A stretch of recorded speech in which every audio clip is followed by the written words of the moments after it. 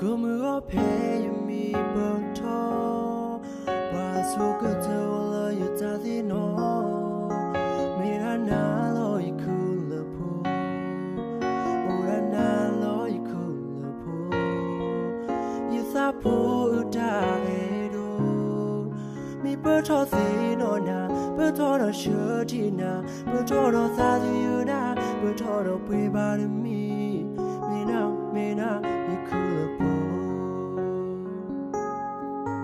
Not a soul in love, yet that's so good more tombo. Goes a good door, you so no goodbye. No me puedo edu, la yata the moon the soul, la yata ta huta, no tena the You ain't I know, you thought I know, you mulana no cool po. It's a lot of good nanny, you die another car. Now sugar told me, show the labasa, you die another romamba.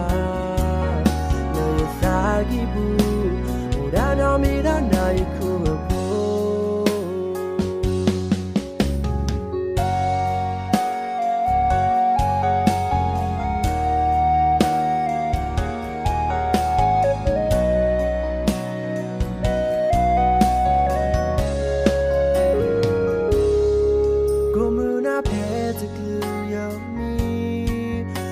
So good to all you that's so more made a naloy cool po or a naloy cool po you thought po tamula to kill me thin or not to kill me shirtina to kill me sakura for to kill me siena and you cool po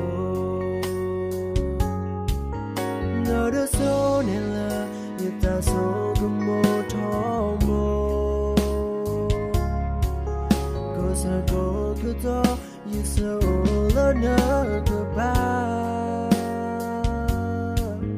No me puedo edu, la yata the moon the soul, la yata ta huta, will turn out to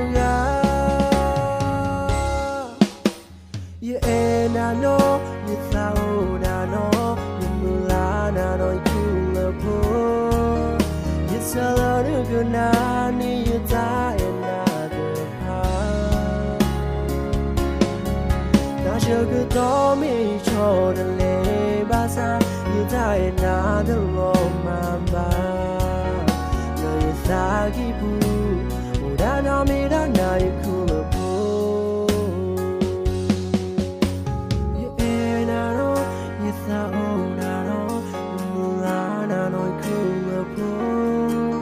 It's a lot of good now, you die another part. Now sugar told me, show the labasa, you die another